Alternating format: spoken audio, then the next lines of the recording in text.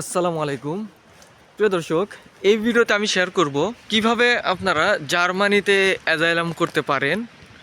আমি যখন প্রথমে 2024 সালে জার্মানিতে আসি, তখন যে সমস্যায় ভুগেছিলাম সেই সমস্যাটির সমাধান দেব এই ভিডিওতে।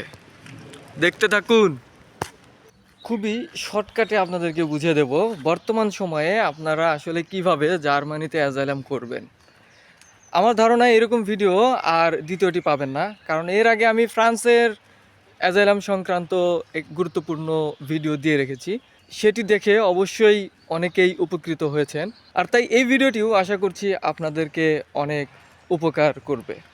আপনারা যারা প্রথম জার্মানিতে প্রবেশ করে অ্যাজাইলাম করবেন বলে ভাবছেন, এখনও প্রবেশ করেননি কিংবা অলরেডি জার্মানিতে আছেন, তাদের প্রত্যেকের জন্যই খুবই গুরুত্বপূর্ণ।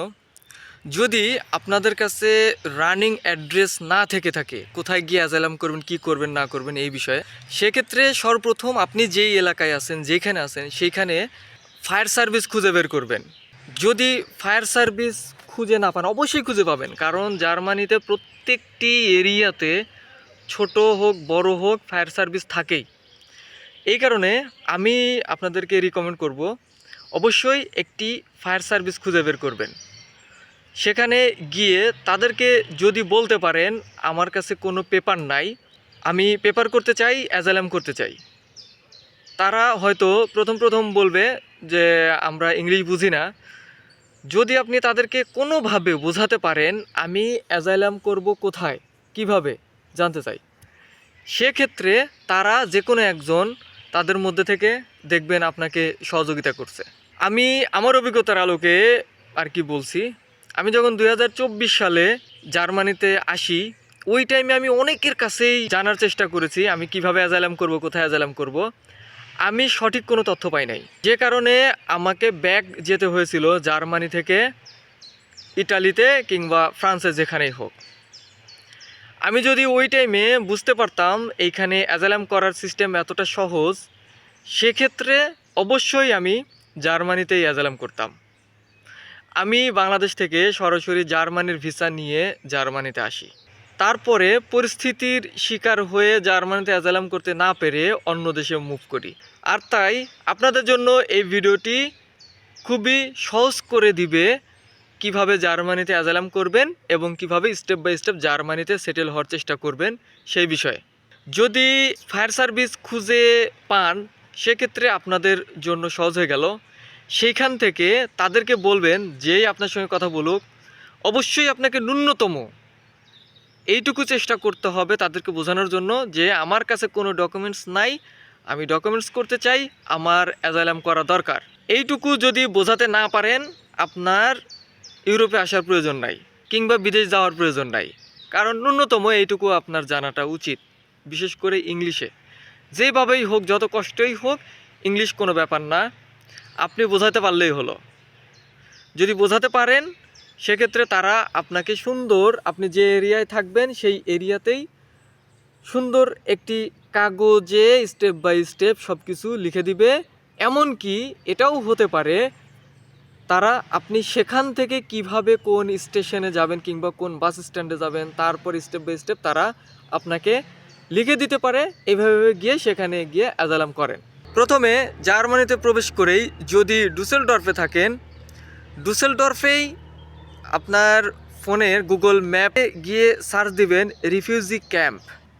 সার্চ দিলে আপনি যে এলাকায় আছেন ওই এলাকারই নিকটস্থ রিফিউজি ক্যাম্পের অ্যাড্রেস পেয়ে যাবেন।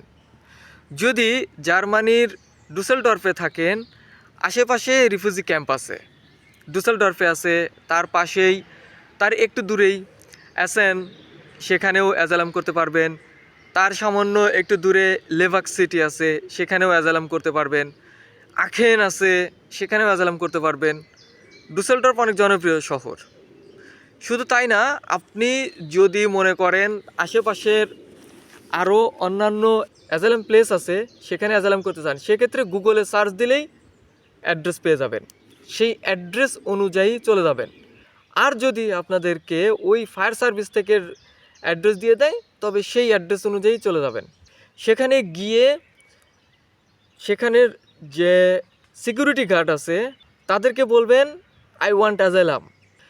যত রাতই হোক না কেন আপনাকে তারা যদি অনেক রাত্রে পৌঁছান সেক্ষেত্রে তারা আগে আপনার থাকার ব্যবস্থা করে দিবে, সামান্য কিছু খাবার দিবে। যদিও সেই খাবারগুলো আপনি যদি বাংলাদেশি হন সেই খাবারগুলো খেতে পারবেন না, আপনার অত ভালো লাগবে না। তাই প্রস্তুতি স্বরূপ সামান্য কিছু হলেও ফুড কিনে নিয়ে যাবেন। সেটা কলা পাউরুটি হতে পারে, কিংবা কোন রেস্টুরেন্ট থেকে আপনার প্রয়োজনীয় খাবার অন্ততপক্ষে ওই রাত্রের জন্য কিনে নিয়ে যাবেন, সেটা আপনার জন্য ভালো হবে। তাছাড়া যে ধরনের খাবার দিবে এগুলো আপনি খেতে পারবেন না।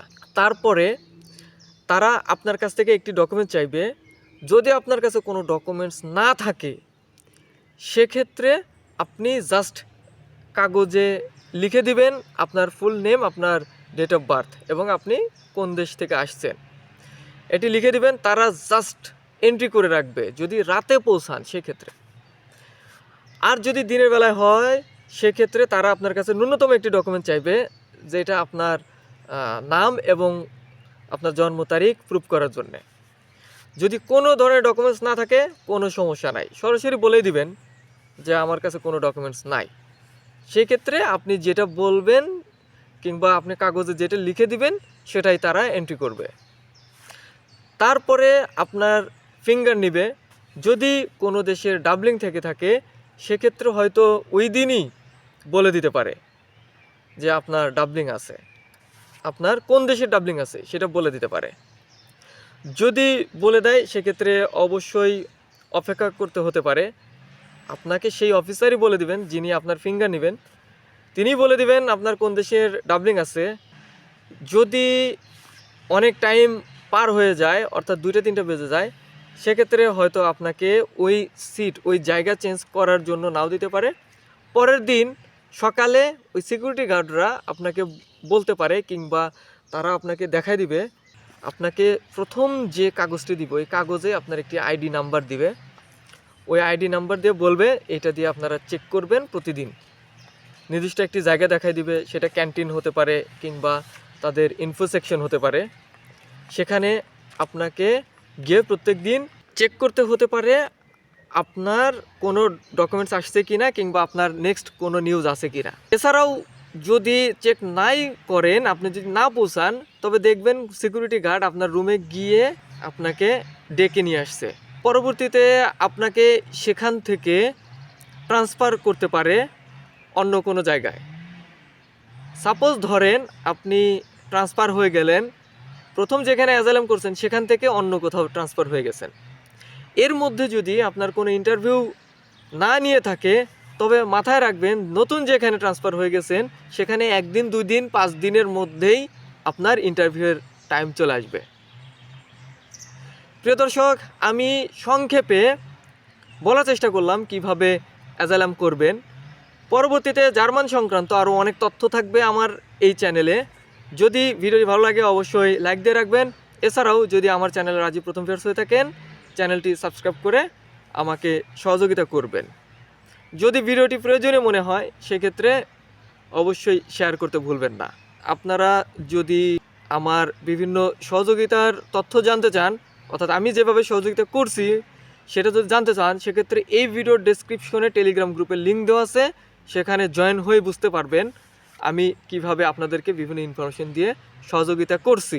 ওকে প্রিয় দর্শক, আগামী দিন আরও দারুণ দারুণ স্পেশাল তথ্য থাকছে জার্মানি সম্পর্কে, স্পেন সম্পর্কে, এছাড়াও ইউরোপের বিভিন্ন গুরুত্বপূর্ণ দেশ সম্পর্কে, ফ্রান্স সম্পর্কে। বিগত দিনে যেগুলো দিয়েছি পাশাপাশি এখন আরও আপডেট নিউজ পাবেন। ভালো থাকবেন, দেখা হবে নতুন কোনো সময় নতুন কোনো ভিডিও নিয়ে। আল্লাহ হাফেজ।